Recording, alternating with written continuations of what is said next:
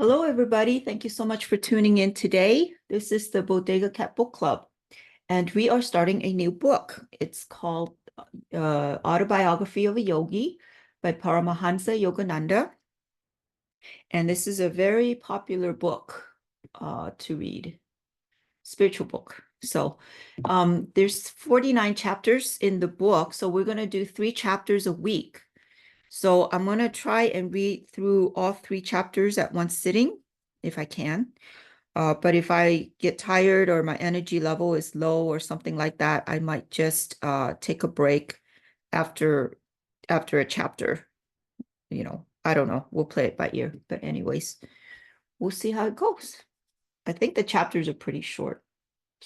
So we'll start with the map of India, which is where Paramahansa comes from or came from. He left the body already. So anyways.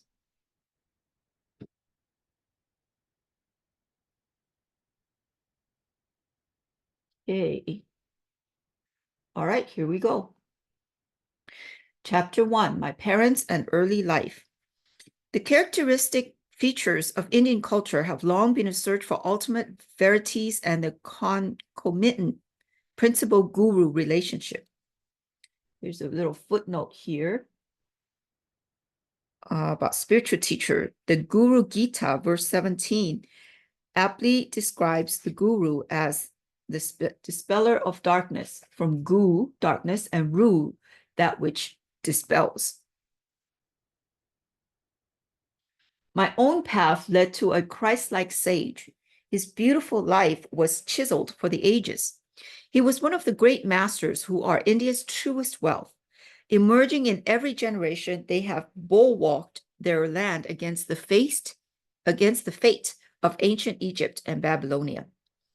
I find my earliest memories covering the anachronistic features of a previous incarnation.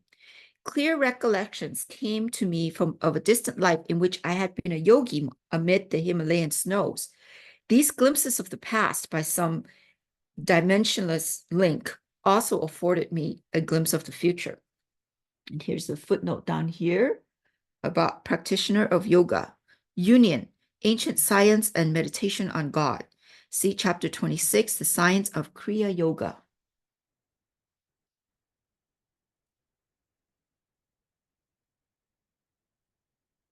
I still remember the hapless humiliations of infancy. I was resentfully conscious of being unable to walk and to express myself freely. Prayerful surges arose within me as I realized my bodily impotence. My strong emotional life was mentally expressed in words of many languages. Amid the inward confusion of tongues, I gradually became accustomed to hearing the Bengali syllables of my people. The beguiling scope of an infant's mind, adultly considered to be limited to toys and toes. Psychological ferment and my unresponsive body brought me to many obstinate crying spells. I recall the general family bewilderment at my distress. Happier memories, too, crowd in on me. My mother's caresses and my first attempts at lisping, phrase, and toddling steps. These early triumphs, usually forgotten quickly, are yet a natural basis of self-confidence. My far-reaching memories are not unique. Many yogis are known to have retained their self-consciousness without interruption by the dramatic transition to and from life and death. If man be solely a body, its loss indeed ends his identity. But if prophets down the millennium spake with truth, man is essentially a soul, incorporeal and omnipresent. Although odd, clear memories of infancy are not extremely rare. During travels in numerous lands, I've heard very early recollections from the lips of voracious men and women. I was born on January 5th, 1893, in Gorakhpur in northeastern India, near the Himalaya mountains. There, my first 8 years were passed. We were 8 children, 4 boys and 4 girls. I, Mukunda Lal Ghosh, was the second son and the 4th child. Here's a little footnote. My name was changed to Yogananda in 1915 when I entered the ancient monastic Swami order.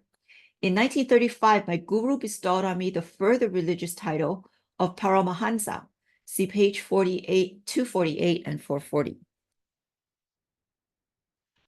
Father and mother were Bengalis of the Kshatriya caste. And here's another footnote about the caste. The second caste, originally that of rulers and warriors. Okay. Both were blessed with saintly nature. Their mutual love, tranquil and dignified, never expressed itself frivolously. A perfect parental harmony was the calm center for the revolving tumult of 8 young lives. Father, Bingabadi Charan Ghosh, was kind, grave, at times stern.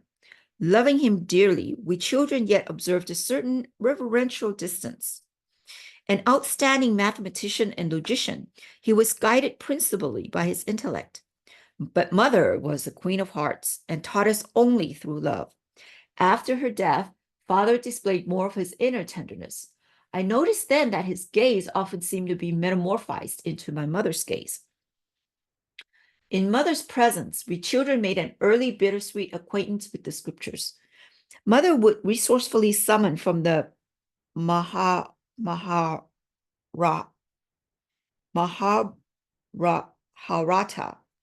and the Ramayana. There's a footnote about that. These ancient epics are a hoard of ancient India's history, mythology, and philosophy. Narayana, suitable tales to meet the exigencies of disciples. On these occasions, chastisement and instructions went hand in hand. As a gesture of respect for father, in the afternoons, mother would dress us children carefully to welcome him home from the office. He held a position similar to that of a vice president in one of India's large companies, Bengal Nagpur Railway. His work involved traveling. Our family lived in several cities during my childhood. Mother held an open hand toward the needy. Father was also kindly disposed, but his respect for law and order extended to the budget. One fortnight mother spent in feeding the poor more than father's monthly income. All I ask, please, father said, is that you keep your charities within a reasonable limit. When a gentle rebuke from her husband was grievous to mother, even a gentle rebuke from her husband was grievous to mother. Not hinting to the children at any disagreement, she ordered a hackney carriage. Goodbye, I am going away to my mother's home. Ancient ultimatum. We broke into astounded lamentations. A maternal uncle arrived opportunely. He whispered to father some sage counsel, garnered no doubt from the ages. After father had made a few conciliatory remarks, mother happily dismissed the cab. Thus ended the only trouble I ever noticed between my parents, but I recall a characteristic discussion. Please give me 10 rupees for a hapless woman who has just arrived at the house. Mother's smile had its own persuasion. Why 10 rupees? One is enough, father added, a justification. When my father and grandparents died suddenly, I had my first-hand experience of poverty. My only breakfast before walking miles to my school was a small banana. Later at the university, I was in such need that I'd applied to a wealthy judge for aid of 1 rupee per month. He declined, remarking that even a rupee is important. How bitterly you recall the denial of that rupee. Mother's heart had an instant logic. Do you want this woman also to remember painfully your refusal of 10 rupees, which she needs urgently?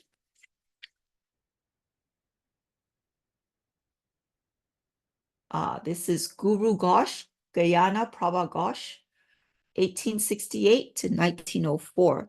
She's the mother of Paramahansa Yogananda, disciple of Lahiri Mahasaya. You win. With the immemorial gesture of vanquished husbands, he opened his wallet. Here is a 10 rupee note. Give it to her with my goodwill. Father intended to say no to any new proposal. Father tended to say no to any new proposal. His attitude toward the stranger, who so readily had won mother's sympathy, was an example of his customary caution. An aversion to instant acceptance is really only honoring the principle of due reflection. I always found Father reasonable and evenly balanced in his judgments. If I could bolster up my numerous requests with one or two good arguments, he would invariably put within my reach the coveted goal, whether a vacation trip or a new motorcycle. Father was a strict disciplinarian to his children in their early years, but his attitude toward himself was truly Spartan. He never visited the theater, for example, but sought his recreation in various spiritual practices and in reading the Bhagavad Gita. And here's a footnote about that. This notable Sanskrit poem, which forms part of the Mahabharata epic, is the Hindu Bible. Mahatma Gandhi wrote, "Those who will meditate on the Gita will derive fresh joy and new meanings from it every day. There is not a single spiritual tangle which the Gita cannot unravel." And this is a picture of Bhagavati Charan Ghosh, 1853 to 1942. He is the father of Paramahansa Yogananda, disciple of Lahiri Mahasaya. Shunning all luxuries, he would cling to one old pair of shoes until they were useless. His sons bought automobiles after they came into popular use, but father was content with the trolley car for his daily ride to the office. Father was not interested in the accumulation of money for the sake of power. On one occasion, after he had organized the Calcutta Urban Bank, he refused to benefit himself by holding any of its shares. He had simply wished to perform a civic duty in his spare time. Several years after father had retired on a pension, an accountant from England came to India to examine the books of Bengal Nepal Railway. The amazed investigator discovered that father had never applied for overdue bonuses. He did the work of 3 men, the accountant told the company. He has rupees 41,250 owing to him as back compensation. The treasurer sent father a check for that amount. My parents thought so little about the matter that he forgot to mention it to the family. Much later, he was questioned by my youngest brother, Vishnu, who had noticed the large deposit on a bank statement. "Why be elated by material profit?" father replied. "The one who pursues the goal of even-mindedness is neither jubilant with gain nor depressed by loss. He knows that man arrives penniless in this world, and it departs without a single rupee." Early in their married life, my parents became disciples of a great master, Lahiri Mahasaya of Banaras. This association strengthened father's naturally ascetical temperament. Mother once made a remarkable admission to my eldest sister, Roma. "Your father and I sleep together as man and wife only once a year for the purpose of having children." Father met Lahiri Mahasaya through Abhinash Babu. Babu, here's a footnote. Babu, Mr. is placed in Bengali names at the end. An employee of the branch line of Bengal Nepal Railway. In Gorakhpur, Abhinash Babu instructed my young ears with engrossing tales of many Indian saints. He invariably concluded with a tribute to the superior glories of his own guru. "Did you ever hear of the extraordinary circumstances under which your father became a disciple of Lahiri Mahayasa? It was on a lazy summer afternoon, as Abhinash and I sat together in the compound of my home, that he put his intriguing question." I shook my head with a smile of anticipation. "Years ago, before you were born, I asked my superior officer, your father, to give me a week's leave from my office duties in order to visit my guru in Benares. Your father ridiculed my plan." "Are you going to become a religious fanatic?" he inquired. "Concentrate on your office work if you want to forge ahead." Sadly, walking home along a woodland path that day, I met the father in a palanquin. He dismissed his servants and conveyance and fell into step beside me. Seeking to console me, he pointed out the advantages of striving for worldly success. But I listened to him, but I heard him listlessly. My heart was repeating, Lahiri Mahasaya, I cannot live without seeing you. Our path took us to the edge of a tranquil field, where the rays of the late afternoon sun were crowning the tall ripple of a wild grass. We paused in admiration. There in the field, only a few yards from us, the form of my great guru suddenly appeared. Here's a footnote. The phenomenal powers possessed by great masters are explained in chapter 30, the law of miracles. Bhagavati, you are too hard on your employee. His voice was resonant in our astounded ears. He vanished as mysteriously as he had come. On my knees, I was exclaiming, Lahiri Mahasaya, Lahiri Mahasaya. For a few moments, your father was motionless with stupefaction. Abanash, not only do I give you leave, but I give myself leave to start for Benares tomorrow. I must know this great Lahiri Mahasaya, who is able to materialize himself at will in order to intercede for you. I will take my wife and ask this master to initiate us in his spiritual path. Will you guide us to him? Of course. Joy filled me at the miraculous answer to my prayer and the quick, favorable turn of events. The next evening, your parents and I entrained for Benares. Reaching there on the following day, we took a horse cart for some distance, then had to walk through narrow lanes to my guru's secluded home. Entering his little parlor, we bowed before the master and locked in his habitual lotus posture.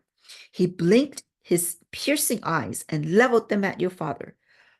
Bhagavati, you are too hard on your employee. His words were the same as those he had used 2 days before in the grassy field. He added, I am glad that you have permitted Abanash to visit me and that you and your wife have accompanied him. To their joy, he initiated your parents in the spiritual practice of Kriya Yoga. And here's a footnote on Kriya Yoga, a yogic technique taught by Lahiri Mahasaya, whereby the sensory tumult is stilled, permitting man to achieve an ever-increasing identity with cosmic consciousness. See chapter 26.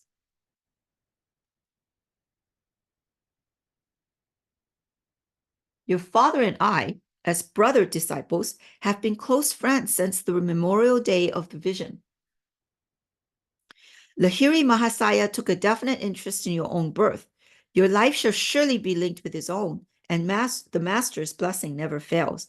Lahiri Mahasaya left his world shortly after I had entered it.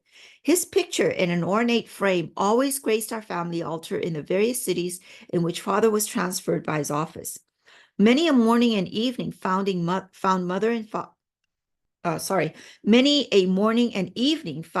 and me meditating before an improvised shrine, offering flowers and dipped in fragrant sandalwood paste, with frankincense and myrrh, as well as our united devotions. We honored the divinity that had found full expression in Lahiri Mahasaya. His picture had a surprising influence over my life. As I grew, the thought of the master grew with me. In meditation, I would often see his photographic image emerge from its small frame and, taking a living form, sit before me. When I attempted to touch the feet of his luminous body, it would change and again become the picture.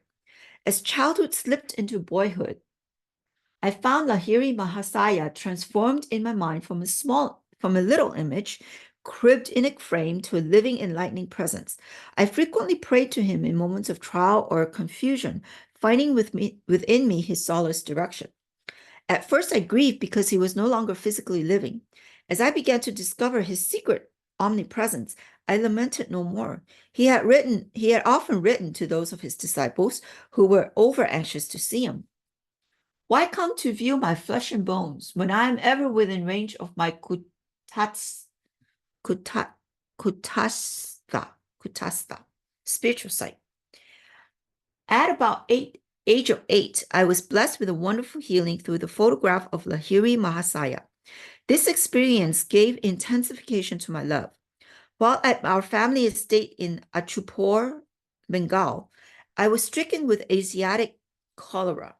My life was despaired of. The doctors could do nothing.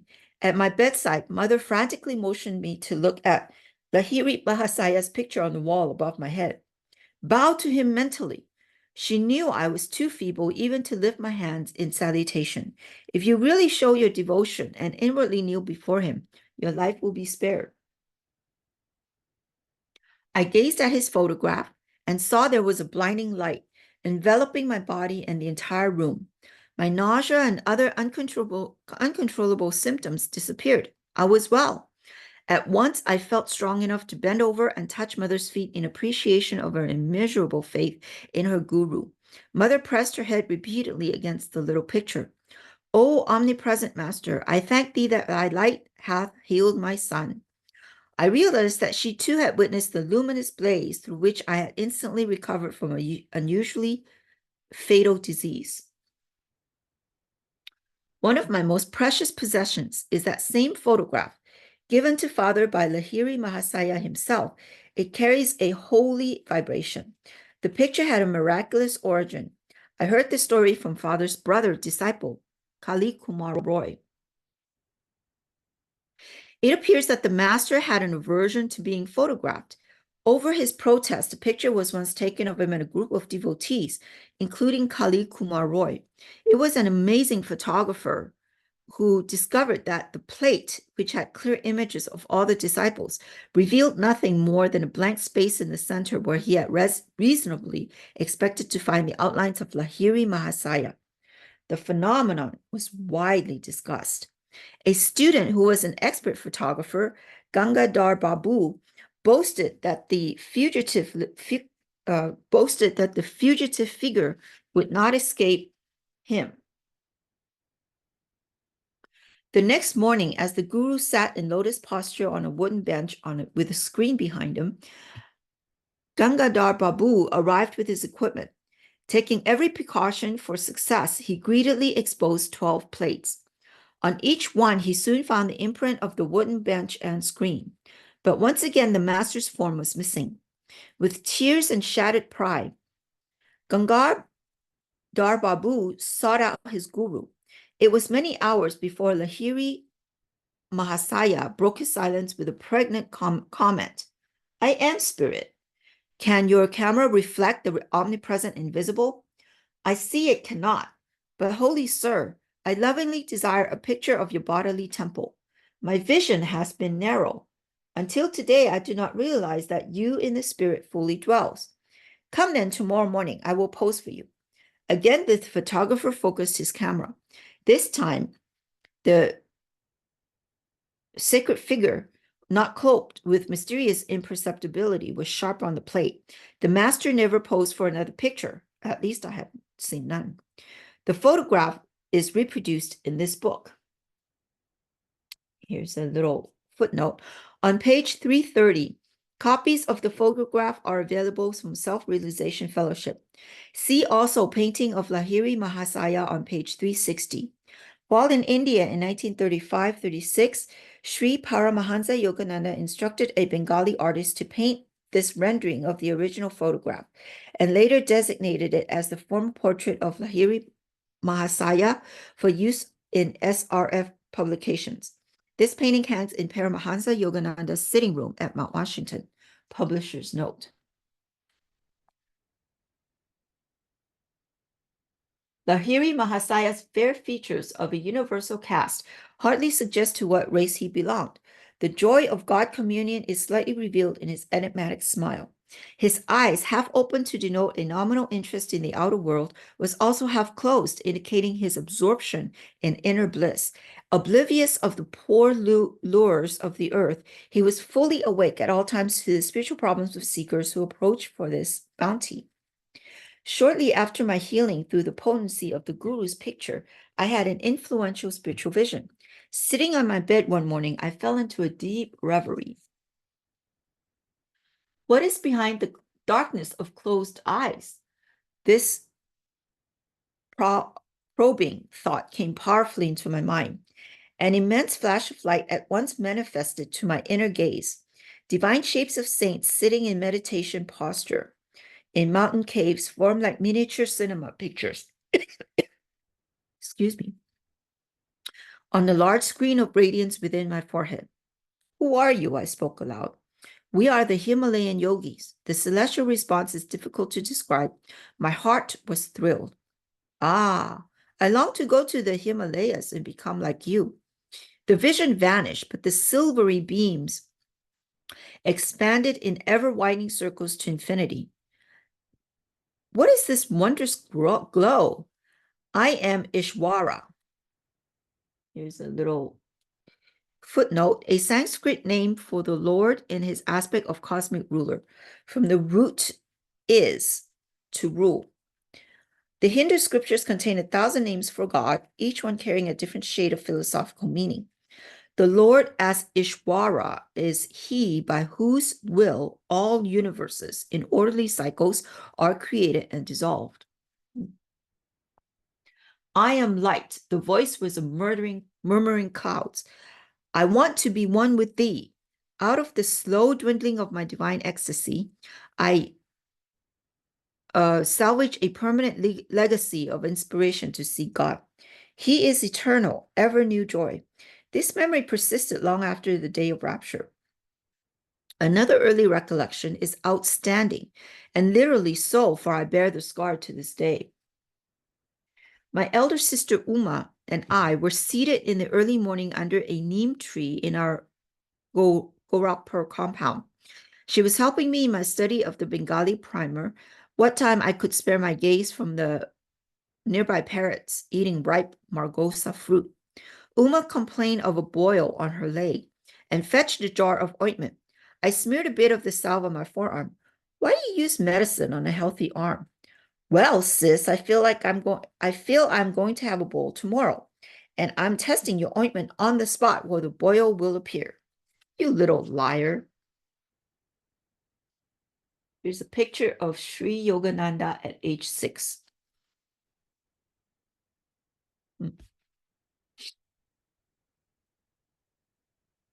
Sis, don't call me a liar until you see what happens in the morning. Indignation filled me.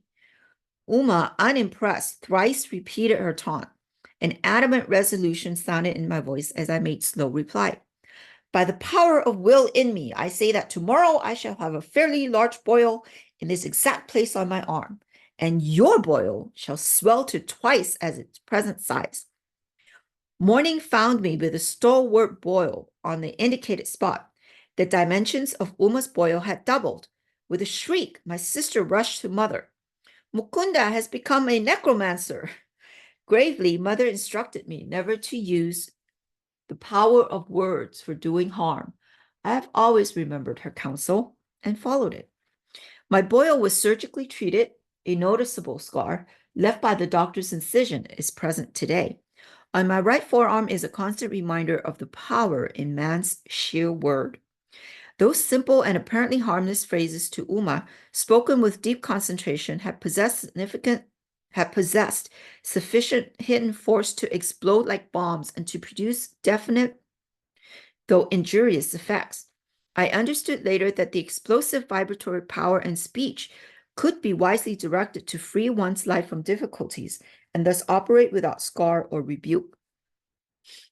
Here's a footnote. The infinite potencies of sound derive from the creative word Om, the cosmic vibratory power behind all atomic energies. Any word spoken with clear realization and deep concentration has a materializing value. Loud or silent repetition of inspiring words has been found effective in Koism and similar systems of psychotherapy. The secret lies in the stepping up of the mind's vibratory rate. Our family moved to Lahore in the Punjab. There I acquired a picture of the Divine Mother in the form of a goddess Kali. Here's a footnote. Kali is a symbol of God in the aspect of eternal Mother Nature. It sanctified a small informal shrine on the balcony of our home. An unequivocal conviction came over me that fulfillment would crown any of my prayers uttered in that sacred spot. Standing there with Uma one day, I watched two boys flying kites over the roofs of two buildings that were separated from our house by an extremely narrow lane. Why are you so upset? Uma pushed me playfully. I'm just thinking how wonderful it is that Divine Mother gives me whatever I ask. I suppose she would give you those two kites, my sister laughed derisively. Why not? I began silent prayer for their possession. Matches are played in India with kites whose strings are covered with glue and ground glass. Each player attempts to sever the string held by his opponent. A free kite sails over the roofs. There is great fun in catching it. As Uma and I were on the roofed, recessed balcony, it seemed impossible, like a loose kite, to come into our hands. Its string would naturally dangle over the roof. The players across the lane began their match. One string was cut. Immediately, the kite floated in my direction. Owing to a sudden abatement of the breeze, and kite remained stationary for a moment, during which this string became firmly entangled with a cactus plant on top of the opposite house. A long, perfect loop was formed for my seizure. I handed the prize to Uma. It was just an extraordinary accident and not an answer to your prayer. If the other kite comes to you, then I shall believe. Sister's dark eyes conveyed more amazement than her words. I continued my prayers with intensity. A forcible tug by the other prayer resulted in the abrupt loss of his kite. It headed toward me, dancing in the wind. My helpful assistant, the cactus plant, again secured the kite string in the necessary loop by which I could grasp it. I presented my second trophy to Uma. Indeed, indeed, Divine Mother listens to you. This is all too uncanny for me. Sister bolted away like a frightened fawn. End of chapter 1. I'm going to pause and take a little break, probably 5 minutes, and we'll be right back.